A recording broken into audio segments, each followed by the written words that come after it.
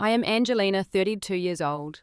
Once a passionate art gallery curator, my life took an unexpected turn when I inherited $50 million after my father passed away. My husband of 5 years, Robert, seemed supportive at first. Little did I know that this inheritance would reveal the true nature of my marriage and in-laws.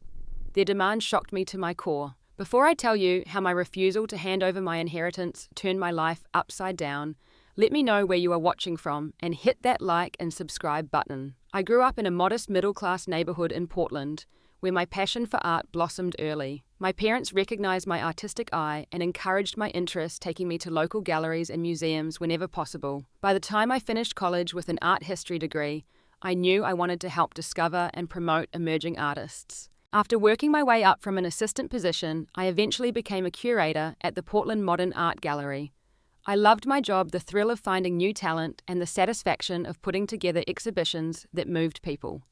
My salary was decent, but certainly not extravagant. I lived comfortably in a small apartment filled with prints and small original pieces I had collected over the years. My relationship with my father had always been complicated.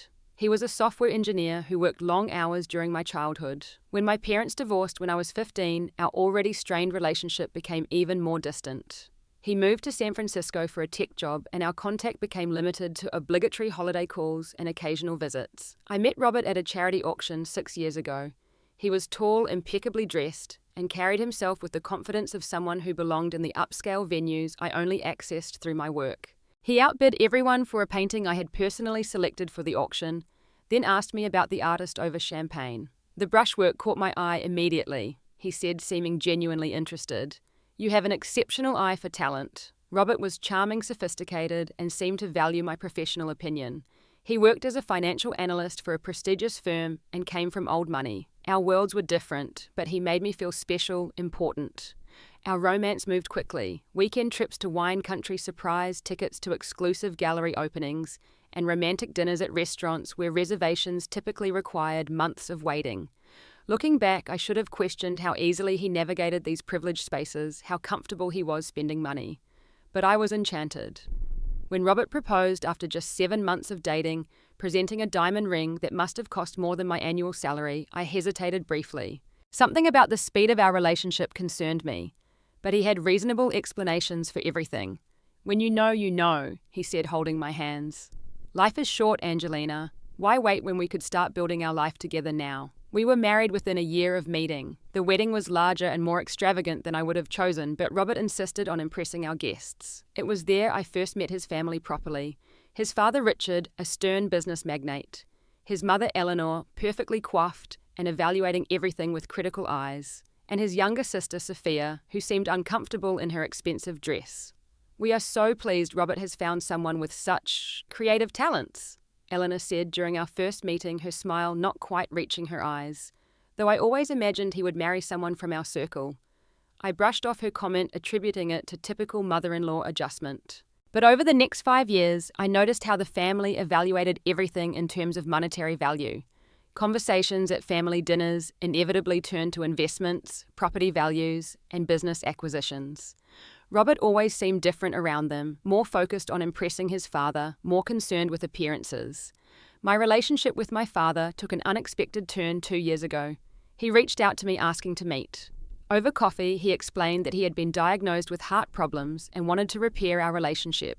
He seemed genuinely remorseful about his absence during my formative years. "I was always more comfortable with computers than people," he admitted. But that is no excuse for not being there for my daughter. Over the next year and a half, we slowly rebuilt our connection. I learned that he had become quite successful in Silicon Valley, making early investments in several tech companies that had grown exponentially. He never flaunted his wealth, living in a modest condo and driving an older model car. He was more interested in talking about my work, my passions, and making up for lost time. When my father died suddenly from a heart attack 6 months ago, I was devastated. We had only just begun to heal our relationship. At the reading of his will, I was shocked to learn that he had left me his entire estate valued at approximately $50 million. I had no idea he had accumulated such wealth. When I told Robert about the inheritance, he seemed genuinely surprised but supportive. "Your father must have been incredibly proud of you," he said, hugging me. This will give you so many opportunities to pursue your passions. In the days following the funeral, I noticed subtle shifts in how my in-laws treated me. Eleanor called more frequently, inviting me to lunch and asking detailed questions about my plans for the money. Richard suddenly wanted my opinion on business matters. They began including me in family discussions where I had previously been overlooked. Then came the dinner at their mansion just 2 weeks after my father was laid to rest. The conversation quickly turned to my inheritance. $50 million is a significant responsibility, Richard said, swirling his expensive scotch. Most people have no idea how to properly manage that kind of wealth. The Johnson family has been handling substantial assets for generations. Eleanor added, her voice smooth but her eyes calculating. We have the connections and experience to ensure that money grows rather than diminishes. I nodded politely but felt increasingly uncomfortable as they continued making suggestions about financial advisors from their circle and investment opportunities through their contacts. Robert remained unusually quiet throughout the dinner, only occasionally agreeing with his parents. As we drove home that night, I expressed my concerns to Robert. "They mean well," he said, but something in his tone felt rehearsed. "They just want to help ensure your inheritance is protected." Little did I know that this dinner was only the prelude to what would become the most shocking confrontation of my life, one that would ultimately reveal the true nature of the family I had married into. 3 days after that uncomfortable dinner, I was still grieving my father and sorting through his personal effects when the doorbell rang. I opened the door to find Eleanor standing there, her luxury car parked in our driveway. Robert had supposedly left for work hours earlier. "Angelina, dear, may I come in? We need to discuss something important," she said, already stepping past me into our home. I offered her tea, which she declined with a dismissive wave. "I will get straight to the point," Eleanor said, settling herself on our sofa as if she owned it. "The family has discussed your situation, and we believe the most prudent course of action is for you to transfer your inheritance into our family account." I nearly dropped the mug I was holding. "Excuse me. $50 million is a significant sum," she continued, her voice businesslike. "Our family has generations of experience managing wealth. Robert has expressed concerns about your lack of financial acumen." My shock quickly turned to anger. "This is my inheritance from my father. I have no intention of transferring it to anyone." Eleanor's pleasant facade instantly hardened. "I do not think you understand how things work in our family, Angelina. The Johnsons pool resources for the greater good of the family legacy. Robert understands this principle. I expected you would have absorbed our values by now." "My father left this money to me," I repeated firmly. "While I appreciate your concern, I will be making my own decisions regarding my inheritance." Her eyes narrowed dangerously. "That would be exceedingly unwise. There are expectations that come with being a Johnson. Defying those expectations has consequences." The veiled threat hung in the air between us. Before I could respond, I heard the front door open. Robert walked in, not looking surprised to see his mother in our living room. "Mother, I thought we agreed I would talk to Angelina," he said, his tone revealing this confrontation had been planned. "Your wife needs to understand her position clearly," Eleanor replied coldly. "No point in sugarcoating the situation." I looked between them, the betrayal cutting deep. "You knew about this. You want me to just hand over my inheritance?" Robert sighed as if I were being difficult. "It makes sense, Angelina. My family knows how to manage wealth properly. You have never had to handle this kind of money before." "That does not mean I am incapable of learning," I argued. "This is my father's legacy to me." "I cannot believe you would expect me to just sign it away." Eleanor stood smoothing her designer skirt. "I will leave you two to discuss this. But Robert, remember what we talked about. The future of the family business depends on this." She kissed her son's cheek and left without another word to me. As soon as the door closed, I confronted Robert. "What is going on? Did you marry me knowing my father had money?" "Do not be ridiculous," he scoffed, but he would not meet my eyes. "I had no idea your father was wealthy until you told me about the inheritance. Then why are you and your family so desperate to get control of my money?" Robert's pleasant mask finally slipped. "The family business has some cash flow issues. Your inheritance could solve those problems and secure our future." "Our future or your family's future?" I demanded. "They are one and the same," he snapped. "This is how things work in families like mine. Everyone contributes to the greater good." "I never agreed to that when we married," I said, fighting back tears of anger and betrayal. Robert's expression turned cold in a way I had never seen before.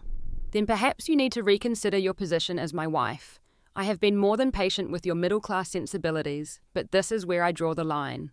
Either you transfer the money into the family account, or our marriage is over." I stared at him, suddenly seeing the stranger beneath the charming facade. "You would divorce me over this?" "In a heartbeat," he replied without hesitation. That night, unable to sleep beside the man who now felt like a complete stranger, I slipped into our home office and began searching through Robert's computer. What I found confirmed my worst fears. There were emails between Robert and Eleanor, dating back to before we met, discussing financial difficulties and the need for a significant influx of cash. There were also searches about my father, his company, and estimated net worth from around the time we first started dating. Most damning of all was a document showing Robert had accumulated nearly $2 million in personal debt from failed investment ventures debt his family had been covering up. Everything suddenly made terrible sense.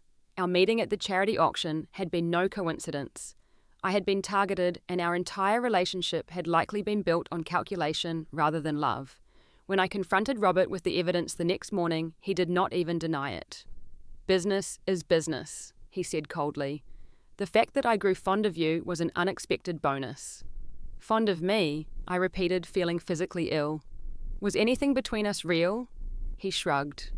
"Does it matter now? Make your choice, Angelina. The money or the divorce." I looked at this man I had shared a bed with for 5 years and felt nothing but disgust. "I want a divorce." True to his word, Robert filed for divorce within 48 hours of my refusal. The speed with which legal papers were prepared suggested they had been ready and waiting for my potential defiance. The Johnson family spared no expense hiring Watterson and Crane, a law firm known for their aggressive tactics in high-profile divorces. "Mrs. Johnson, my client is prepared to be generous, despite your refusal to honor family obligations," Robert's lawyer said during our first mediation session. "He will allow you to keep your personal effects and a reasonable settlement if you sign these papers today." My own attorney, Jessica Rivera, a friend from college who had become a family lawyer, looked outraged. "My client entered this marriage in good faith and is entitled to equitable distribution of marital assets. Furthermore, the inheritance is separate property and completely off the table." The legal battle quickly turned ugly. Robert's team filed motion after motion, demanding financial records not only for my inheritance, but for every account I had ever owned. They scheduled depositions with my colleagues, friends, even my former landlord, clearly trying to intimidate me and drain my resources. "They are hoping you will get tired and settle," Jessica explained. "Classic bullying tactics." What hurt even more than Robert's betrayal was discovering evidence of his infidelity throughout our marriage. Credit card statements revealed hotel charges in cities where he had claimed to be on business trips alone, expensive gifts purchased for unknown recipients, and text messages I found on an old phone showing explicit exchanges with at least 3 different women. "I trusted you completely," I said during one of our required court appearances, fighting to keep my voice steady. Robert simply shrugged. "Perhaps you should have been less naive." As the divorce proceedings continued, I noticed former friends becoming distant.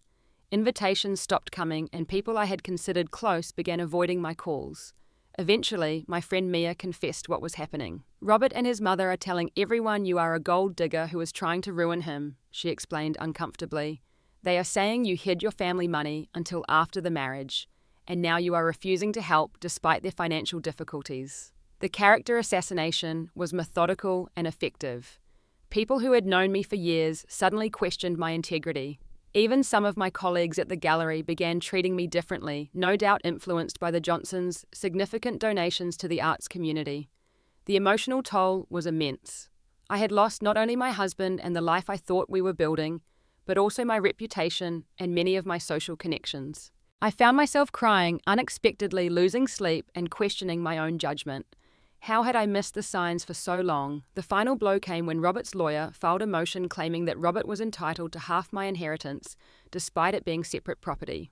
My client made career sacrifices to support Mrs. Johnson's relationship with her father, the lawyer argued in court. Without his encouragement, this reconciliation might never have occurred, and Mrs. Johnson would not have received this inheritance. It was so blatantly false that even the judge looked skeptical. In reality, Robert had often complained about the time I spent rebuilding my relationship with my father, calling it a distraction from our social obligations. "Your Honour, not only is this claim completely without merit under state law regarding separate property," Jessica argued, But we have evidence that Mr. Johnson and his family were aware of Mr.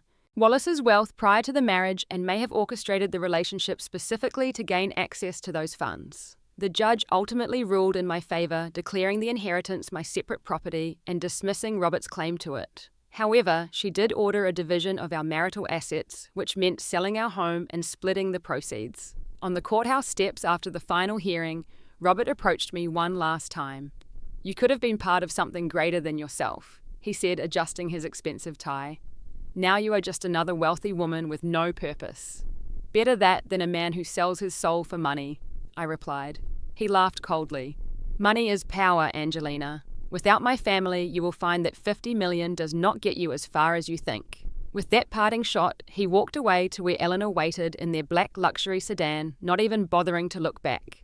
I stood there legally free, but emotionally shattered. The victory felt hollow. I had kept my inheritance, but I had lost my marriage, many of my friends, and my sense of trust in my own judgment. As I watched Robert drive away with his mother, I wondered if I would ever recover from this betrayal. In the months following the divorce, I moved into a small apartment in a different neighborhood. Despite having more money than I had ever imagined possessing, I found myself unable to enjoy it, or even make decisions about it. The inheritance sat mostly untouched in accounts my father's financial advisor had set up while I existed in a fog of depression and anxiety. Each time I considered making a purchase or investment, I heard Eleanor's voice in my head questioning my financial acumen, or Robert's dismissive comments about my middle-class sensibilities. The money that should have represented freedom instead felt like a burden, a reminder of everything I had lost. My career suffered as well. I took an extended leave of absence from the gallery, unable to face the whispers and sideways glances from people who had heard the Johnsons' version of events. My passion for discovering new artists dimmed as my self-confidence eroded. The anxiety attacks started about 2 months after the divorce was finalized. They would come without warning, my heart racing, breath shortening, a cold sweat breaking out across my skin. Sometimes they were triggered by seeing a car similar to Robert's or hearing a song that had played at our wedding. Other times they arrived unprompted, a physical manifestation of the trauma I carried. "You need to talk to someone," urged Desmond, my former assistant at the gallery and one of the few people who had remained steadfastly in my corner. "This is not something you should go through alone." I knew she was right, but taking that step felt impossible. I had already been fooled so completely by Robert. How could I trust a stranger with my vulnerabilities? Instead, I withdrew further. Days blended together. I would wake late, barely eat, spend hours staring at the walls of my apartment or mindlessly scrolling through my phone. I stopped answering calls from the few people who still reached out. The $50 million might as well have been monopoly money for all the good it did me in this state. One night, about 6 months after the divorce, I hit rock bottom. I sat on my kitchen floor surrounded by takeout containers and unopened mail, including letters from my father's estate that I had been too overwhelmed to address.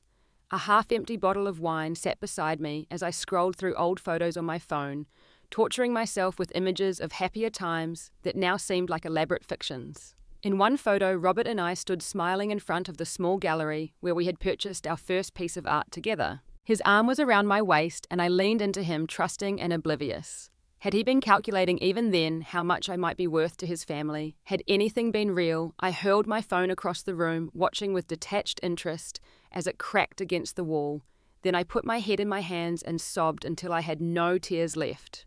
The ringing of my landline phone, rarely used, startled me out of my grief. I almost did not answer, but some small spark of self-preservation made me reach for it. "Angelina Wallace?" asked an unfamiliar male voice. "Yes," I croaked, my voice rough from crying. "My name is Thomas Reeves. I was your father's business partner and friend. I have been trying to reach you for several months." I sat up straighter, wiping my face. "I am sorry. I have not been very good about staying on top of things lately." "I understand," he said, his voice softening. "Grief takes its own time. But there are some things about your father and your inheritance that I think you should know. Things he would want you to know. Could we meet?" Something in his tone conveyed genuine concern, and for the first time in months, I felt a flicker of curiosity breaking through the fog of depression. "All right," I agreed. "Tomorrow?"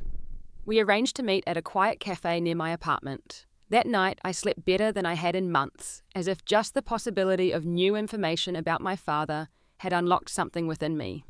Thomas turned out to be a kind-faced man in his 60s, with salt and pepper hair and wire-rimmed glasses. He recognized me immediately when I entered the cafe. "You have his eyes," he said, standing to greet me. "James always said you had his eyes and your mother's artistic spirit." We settled in with coffee, and Thomas began filling in the gaps of my knowledge about my father's life and business. "Your father was brilliant but humble," he explained. He made his fortune through early investments in technology that transformed industries, but he never cared about wealth for its own sake. What he cared about was creating something meaningful and leaving a positive legacy. As Thomas spoke, a more complete picture of my father emerged. He described a man who was awkward in personal relationships, but deeply ethical in business, who donated anonymously to arts education programs, and who spoke of his daughter with immense pride, despite their estrangement. About a year before he died, Thomas continued, James became concerned about some individuals who had suddenly taken an interest in his personal life. He hired a private investigator. My coffee cup froze halfway to my lips. "What are you saying?" Thomas hesitated, then reached into his briefcase and pulled out a manila envelope. The investigator discovered that a family called the Johnsons had been researching James, his company, and his net worth. They had also been looking into you, your work, your routines. James was concerned they might be targeting you to get to his money. My hands trembled as I opened the envelope. Inside was a report with surveillance photos of Eleanor and Richard Johnson, along with information about their business dealings, financial troubles, and previous attempts to forge connections with wealthy individuals. "My husband," I whispered. "Robert Johnson. I married him 5 years ago." Thomas nodded sadly. "James figured that out about 2 years ago. That is when he reached out to reconnect with you. He wanted to warn you, but he was afraid you would not believe him without evidence. He was working with the investigator to build a case when his heart gave out." "Why did not the investigator contact me after his death?" "He tried, but the Johnsons were moving quickly once the inheritance was announced. He could not reach you." Thomas pulled out another envelope. "Your father prepared this letter for you just in case something happened to him before he could tell you the truth." With shaking hands, I opened the second envelope and unfolded a letter written in my father's precise handwriting. "My dear Angelina," it began. "If you are reading this, then I have failed to protect you in person, as I should have done throughout your life. I have evidence that the Johnson family, including your husband Robert, orchestrated your relationship as part of a long con to access my wealth. I know this will be painful to hear, and you may not believe it. I would not blame you if you tore up this letter right now. But please know that I have only recently discovered this deception, and I am working to gather irrefutable proof to present to you. Whether you choose to believe this warning or not, know that I have arranged my affairs so that my estate passes directly to you and cannot be accessed by the Johnsons without your explicit consent. Trust no one with this money until you have verified their intentions independently. I have failed you in many ways as a father, but I hope this final act might begin to make amends. I am prouder of you than I ever expressed. Love, Dad." The letter fell from my hands as sobs racked my body. All this time my father had been trying to protect me. His efforts to reconnect had not been solely about reconciliation, but also about saving me from the trap I had already fallen into. And I had not known, had not understood until it was too late. Thomas sat quietly, allowing me the space to process this revelation. When my tears finally subsided, he spoke gently. "Your father loved you very much, Angelina. He regretted the years he lost with you. In the end, all he wanted was for you to be safe and to use your inheritance in ways that would bring you fulfillment." For the first time since the divorce, I felt something breaking open inside me, not in the shattering way of the past months, but like ice cracking to allow new growth. My grief was still there now, compounded by the knowledge of what my father had tried to do, but alongside it was something new, a tiny spark of purpose. "Thank you," I told Thomas, gathering the documents with newfound determination. "Thank you for not giving up on reaching me." As I walked home from that meeting, I felt the fog of depression beginning to lift. My father had tried to save me. Now it was up to me to save myself. Nearly 2 months after my meeting with Thomas, I had just finished my morning coffee when the doorbell rang unexpectedly. I had been gradually rebuilding my life-starting therapy and reconnecting with Jasmine and a few other trusted friends. The documents Thomas had given me provided some closure, but I still jumped at unexpected sounds and approached new interactions with caution. I peered through the peephole and was shocked to see Sophia Roberts' younger sister standing on my doorstep. She looked nothing like the polished, confident Johnson family member I remembered. Her hair was pulled back in a simple ponytail, her face free of makeup, and she kept glancing nervously over her shoulder. For a moment, I considered not answering. This could be another Johnson family tactic. But something in her anxious demeanor seemed genuine. I opened the door but kept the security chain in place. "Sophia, what are you doing here?" "Angelina, please," she said, her voice quiet and strained. "I need to talk to you. I am not here for my family. I promise." Against my better judgment, I unhooked the chain and let her in. She entered hesitantly, as if expecting to be turned away at any moment. "I am sorry to show up unannounced," she said, standing awkwardly in my living room. "I have been trying to work up the courage to contact you for weeks." "Why are you here?" I asked, remaining, standing unwilling to invite her to sit until I understood her intentions. Sophia took a deep breath. "I am here to apologize, and to warn you, and I do not know. Maybe to make something right for once in my life." I studied her closely. The perfectly dressed, somewhat aloof young woman I remembered from family gatherings had been replaced by someone who looked like she had not slept properly in weeks. "My family is not what you think," she continued when I did not respond. "Or maybe you know exactly what they are now. They have been running these schemes for decades." "Schemes," I repeated, though I already suspected what she meant. Finding wealthy marks, getting close to them, then extracting money through marriage business partnerships, whatever works. She spoke rapidly now, as if afraid she would lose her nerve. "You are not the first person they have targeted. There have been others." "Like who?" I asked, still wary but increasingly curious. "There was a tech entrepreneur before you, and an heiress to a hotel fortune before that. Robert has been involved in these cons since he finished college." She twisted her hands together anxiously. "I was too young to participate before, but they wanted me to help with you. I was supposed to become your friend, gain your trust." "But you never did," I recalled. Sophia had always been polite but distant during our family interactions. "I could not do it," she admitted. "Every time I saw how genuinely you cared about Robert, how you tried with our family, despite how terribly they treated you, I just could not." I finally gestured for her to sit. "Why tell me this now? The divorce is final." Sophia perched on the edge of my sofa. "Because they are not done. The family business is failing, Angelina. They are millions in debt. When you refused to hand over your inheritance, it was catastrophic for them. Now they are planning to sue you again with some fabricated claims about verbal promises you supposedly made. They would not get anywhere with that," I said, though a knot of anxiety formed in my stomach. "It would never hold up in court. They do not need to win," Sophia explained. "They just need to drag you through expensive legal battles until you decide settling is easier than fighting. It is another tactic they have used before." I felt a chill run through me. "How do I know you are telling the truth? This could be another manipulation." Sophia nodded as if she had expected this. She reached into her bag and pulled out a USB drive. "This contains financial records showing the family's debt emails discussing the plan to target you because of your father's money and details of previous schemes. There are also recordings of conversations where they discuss the lawsuit strategy." She placed the drive on my coffee table. "I have been collecting evidence for months. Ever since I saw what they did to you."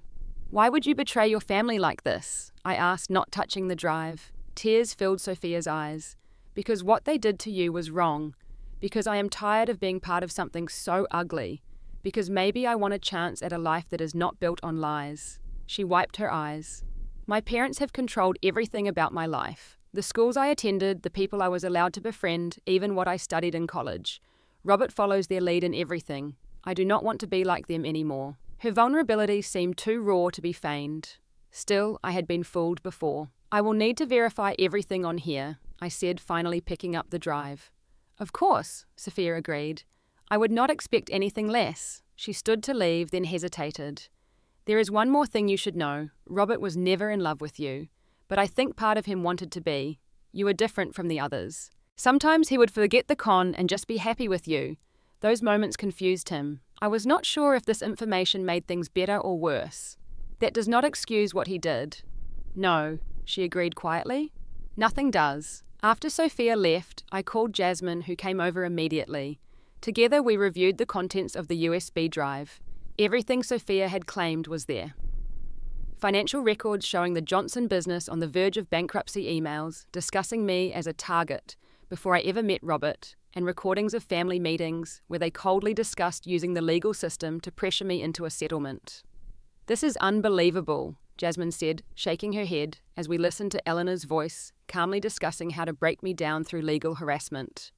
These people are monsters. I sat in stunned silence, processing not just the confirmation of the Johnsons' scheme, but also the extent of their calculation. They had researched my tastes, my career aspirations, my relationship history, all to create the perfect trap in Robert. "What are you going to do with this information?" Jasmine asked. I thought about it for a long moment. My first instinct was revenge, to expose them publicly, to file criminal charges, to destroy them, as they had tried to destroy me. But something held me back. I need to talk to someone with legal expertise, I decided. Someone who can help me understand my options. The next day, I contacted Madison Burke, a prosecutor friend from college who specialized in fraud cases. We met for lunch at a quiet restaurant where she carefully reviewed the evidence Sophia had provided. "This is substantial," Madison confirmed.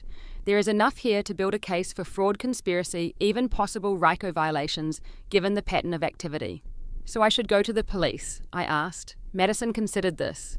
"You could, and they would likely face charges. But litigation would be public, messy, and could drag on for years. You would be pulling yourself back into their world, reliving the trauma repeatedly. What is the alternative? Use this for protection rather than revenge," she suggested. "Have your lawyer contact theirs with evidence that you know about their plans. Make it clear that if they come after you again, or spread any more lies about you, this all goes to the authorities. They are sophisticated enough to understand the threat." I thought about my father's letter, his desire for me to use the inheritance in fulfilling ways. Would he want me consumed by a quest for justice? Or would he want me to find peace and purpose? "I think I need time to consider my options," I told Madison. "But thank you for your perspective." As I left the restaurant, I felt something I had not experienced in months, a sense of power over my own story. The Johnsons had tried to write me as a victim, then as a villain. But with Sophia's evidence and my father's legacy, I could finally begin writing my own narrative. With the knowledge that I had leverage against the Johnsons, should they try to target me again, I gradually began to engage with my inheritance and my future. The paralyzing anxiety did not disappear overnight, but having a measure of security allowed me to start making decisions again. First, I assembled a team of financial advisors, carefully vetted and independently verified. Unlike the advisors the Johnsons had tried to force upon me, these professionals respected my input and explained everything in clear terms.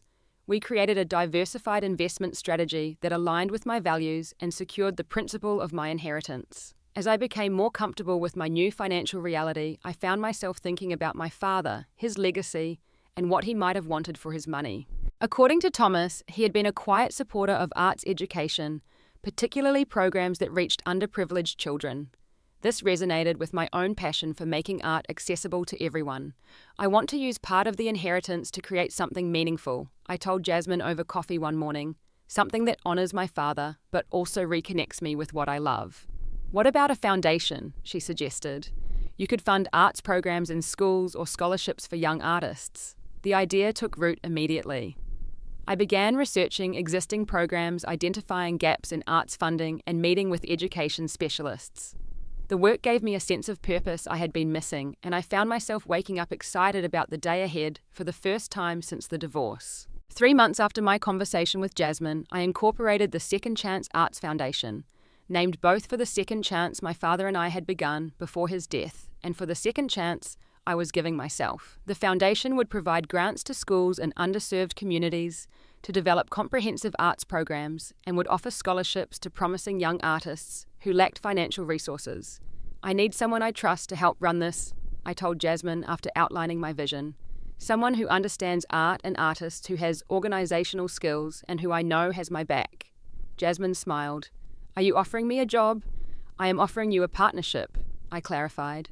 "Executive director position, competitive salary, and the chance to help build something from the ground up." She accepted on the spot, and within weeks we had leased a small office space, created a website, and begun developing application guidelines for our first round of grants. The work was challenging but invigorating, allowing me to combine my curatorial eye with a newfound sense of business acumen. As the foundation took shape, I received news through Madison that the federal government had opened an investigation into the Johnson family business for tax fraud and wire fraud. The investigation had nothing to do with me, but Madison's contacts informed her that Robert's parents were facing potential criminal charges and the family was in disarray.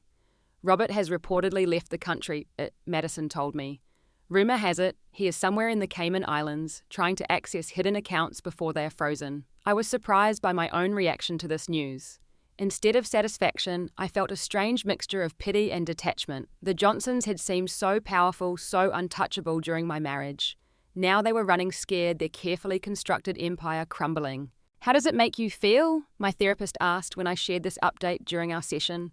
Less than I expected, I admitted. There was a time when I wanted them to suffer as I had suffered. Now, I just want to keep building my own life. Around this time, I received an email from Sophia. She had moved across the country, legally changed her last name, and was attending community college courses in accounting.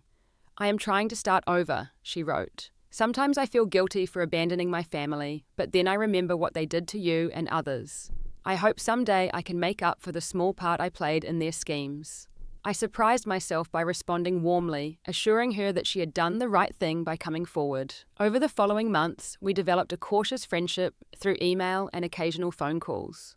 She was different from the reserved young woman I had known during my marriage, more open and thoughtful, eager to build an identity separate from her family. 6 months after founding the foundation, we held our first public event, an exhibition featuring works by recipients of our first round of scholarships.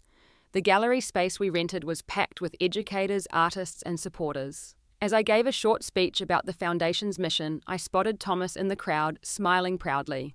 Your father would have loved this, he told me afterward. Using his money to create opportunities for young artists, it is exactly what he would have wanted. The exhibition was covered by several local arts publications, bringing attention to both the foundation and the talented young artists we were supporting. Among the attendees was Dr. Adrian Foster, a neurosurgeon who had come to the exhibition out of curiosity after reading about our mission. I work primarily with children, he explained when I asked what had brought him to the event. Many of my patients use art therapy as part of their recovery process. I wanted to see the kind of work your foundation is supporting. Adrian was thoughtful and unpretentious, asking insightful questions about the artwork and sharing stories about how creative expression had helped some of his patients. Unlike Robert, who had always used cultural events as networking opportunities, Adrian seemed genuinely moved by the art itself. Would you be interested in discussing potential collaboration between your foundation and our hospital's pediatric ward? He asked before leaving. We have been looking to expand our arts therapy program. I agreed to meet him for coffee the following week, making it clear that it would be a professional discussion. After my experience with Robert, I was wary of romantic entanglements, particularly with someone who had approached me at a foundation event. Adrian seemed to understand and respect these boundaries.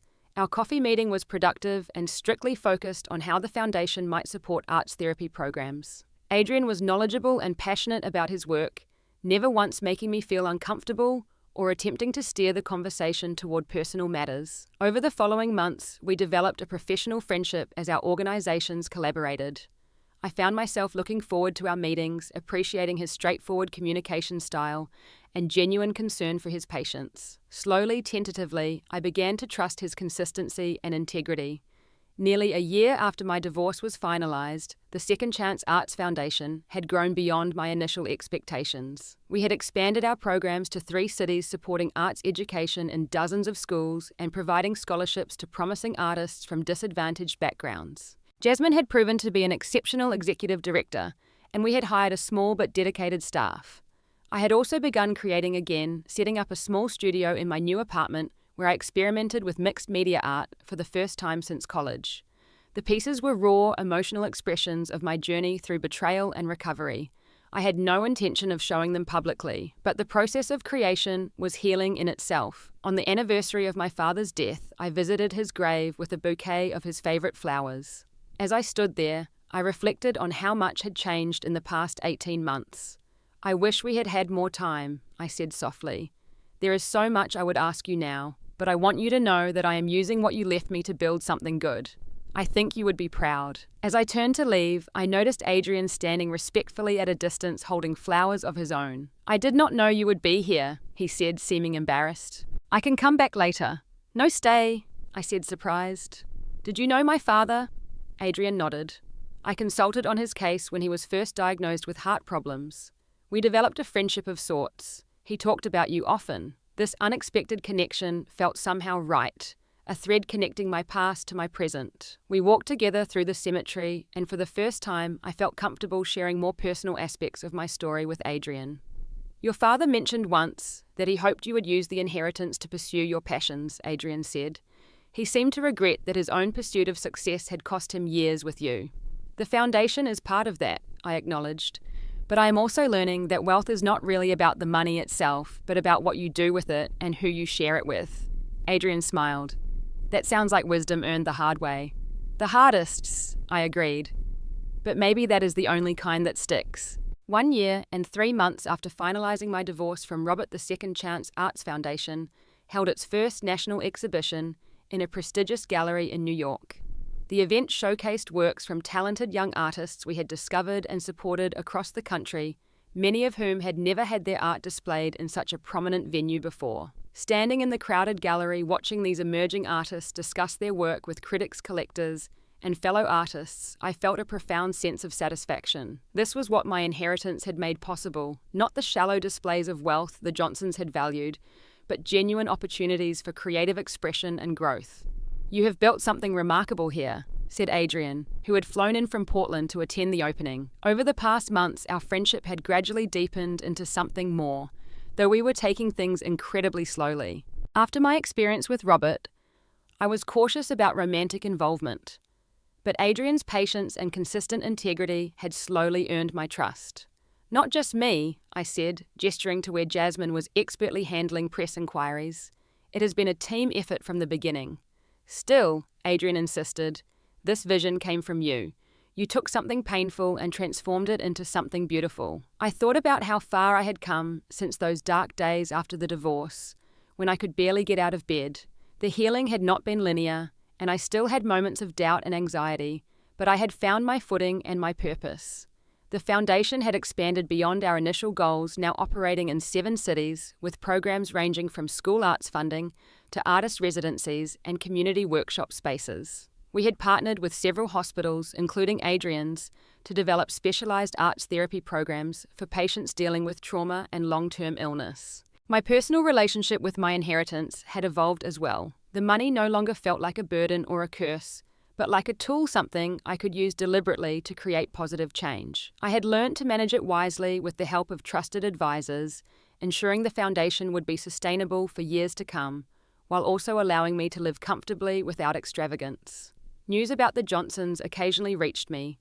Their business had collapsed under federal investigation, with both Richard and Eleanor facing charges for tax evasion and fraud. Robert had indeed fled to a country without an extradition treaty, apparently abandoning his parents to face the consequences alone.